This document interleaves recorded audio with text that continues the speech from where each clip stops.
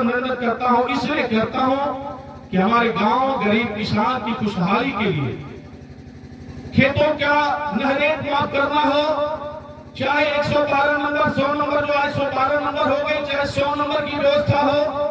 जब गांव का गरीब डरा सहमा रहता था, जब बलवान लोग किसी को मारते थे चाहे किसी जाति के हो, एक बात मैं काटूंगा यहाँ पे, बलवान का मतलब सिर्फ ठाकुर नहीं होता। ठाकुरों को कोई ऐसी सिंह नहीं जमी है। आप बताइए, हर गांव में हर जाति धर्म के पिछड़ा अनुसूचित सवर्ण अल्पसंख्यक हर जात धर्म के भाई, हर वर्ग के भाई एक साथ निवास करते हैं।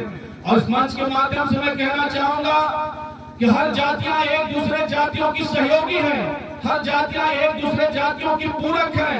हर वर्ग सवर्ण पिछड़े का अनुसूचित का पूरक है और अनुसूचित पिछड़ा सवर्ण का पूरक है। किसी एक जाति का काम किसी दूसरे जाति के बगैर नहीं चलने वाला। सवर्ण का काम पिछड़े अनुसूचित के बगैर नहीं चलेगा, पिछड़ा अनुसूचित का काम सवर्ण के बगैर नहीं चलेगा। साथियों, याद रखने की जरूरत है कि आज जिस प्रकार से भारत मूवमेंट कर रहा है, आज जिस प्रकार से भारत में राजनीति का मूवमेंट हो रहा है, एक जाति सन 2014 में मैं बता देना चाहता हूं, ये भाई जानते हैं कि अंजनी सिंह का परिवार जब बड़े भाई ब्रह्मनारायण सिंह यादव जी धानापुर के विधायक हुआ करते थे, तब से समाजवादी पार्टी को वोट देते आ रहा है।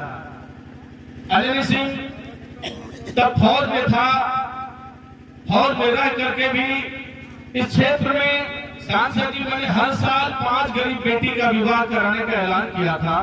बाबा कुसुमदास जी के समाधि स्थल पे वहां पे हर साल 5 गरीब बेटी का विवाह कराने का काम किया।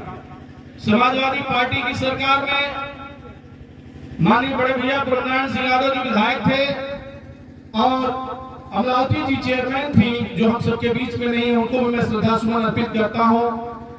समाजवादी पार्टी की सरकार में बाबा का जो बारादरी बना है विवाह मंडप के नाम पर, ये समाजवादियों की देन है।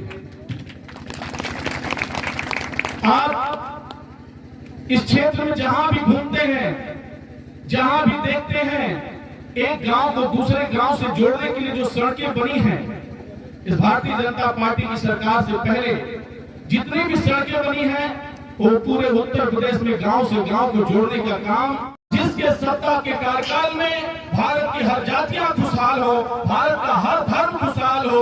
कभी सवर्ण अनुसूचित के लोग पिछड़े की गाली न दें, कभी पिछड़े के लोग सवर्ण अनुसूचित को गाली न दें, कभी अनुसूचित के लोग पिछड़े सवर्ण को गाली न दें, कभी हिंदू मुसलमान को गाली न दे, कभी मुसलमान हिंदू को गाली न दे। ये भारत में सिर्फ भाईचारा रहे और कुछ भी न रहे। भारत में सिर्फ इंसानियत रहे और कुछ भी न रहे। भारत में सिर्फ सद्भाव रहे और भारत की जो एकता का ताना बाना है, इसे कोई भी नेता, किसी दल का नेता छिन्न भिन्न न करने पाए। साथियों, इसके लिए हमें आप सबको एकजुट होकर के कमर कसना होगा। माननीय सांसद जी, हमारा ये सेक्टर 3 मुझे सौभाग्य मिला यहाँ की जनता का सेवा करने के लिए। ये वही पहाड़ हुए सांसद जी, मैंने कभी सपने में भी नहीं सोचा था कि मैं चुनाव भी लड़ूंगा, क्योंकि मेरी जिंदगी का एक ही उद्देश्य था कि जब तक सांस चलेगी गांव की सेवा, गरीब की सेवा, किसान की सेवा करते रहूंगा, उनके हक अधिकार के लिए लड़ते रहूंगा। और मैंने लड़ने का काम किया। लेकिन ये कवई पहाड़पुर, ये ऐसा मेरा गांव है जिसने कहा कि अंजनी बेटा तुमको जिला पंचायत करना है, और ये कवई पहाड़पुर के लोग अगुआ बनकर के मुझे जिला पंचायत लड़ा दिए और इस क्षेत्र की जनता ने मुझे जिला पंचायत बना दिया।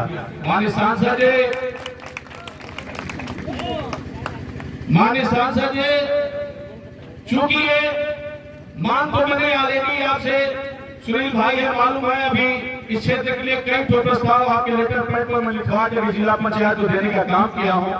लेकिन आपसे विशेष आग्रह सांसद जी, हमारे समाजवादी पार्टी के जो कार्यकर्ता हैं, सेक्टर प्रभारी, बूथ प्रभारी हैं, इनकी एक सूची मंगवा लीजिए पूरे चंदौली जनपद की। और सांसद जी, 24 घंटा में जब आपको फुर्सत मिले, आप सीधा संवाद करिए मेरे बूथ कार्यकर्ताओं से, सीधा संवाद करिए मेरे सेक्टर के कार्यकर्ताओं से, मेरे सेक्टर प्रभारी से, मेरे बूथ प्रभारी से सीधा संवाद करिए। 2 मिनट फुर्सत मिलता है, उस नंबर पे हाल चाल कर लेंगे। मेरा कार्यकर्ता इतना बलवान हो जाएगा, मेरा बूथ प्रभारी, मेरा सेक्टर प्रभारी इतना बलवान हो जाएगा सांसद जी, कि अगर मेरा बूथ प्रभारी, सेक्टर प्रभारी बलवान होगा तो आप आजीवन चंदौली में बलवान रहेंगे। समाजवादी लोग आजीवन चंदौली में बलवान रहेंगे, क्योंकि समाजवादी कमजोर नहीं होता।